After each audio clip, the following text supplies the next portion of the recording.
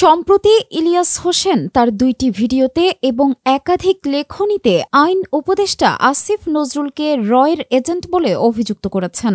ইলিয়াস হোসেনের এমন বক্তব্যের পর সামাজিক যোগাযোগ মাধ্যমে চলছে নানান ধরনের আলোচনা সমালোচনা।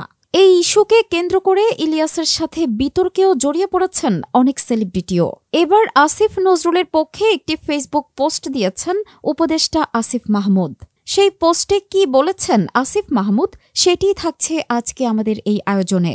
রাজনৈতিক অঙ্গনের নানান ইতিহাস ও তথ্য পেতে সাবস্ক্রাইব করে বেল বাটনটি প্রেস করে রাখুন। উপদেষ্টা আসিফ মাহমুদ লিখেন, যাকে রয়ের এজেন্ট বলছেন, গত ২০১৯ সাল থেকে আগ্রাসন বিরোধী লড়াইয়ে সুশীল সমাজ কিংবা শিক্ষকদের মধ্য থেকে তাকেই সবচেয়ে বেশি পাশে পেয়েছি আমরা।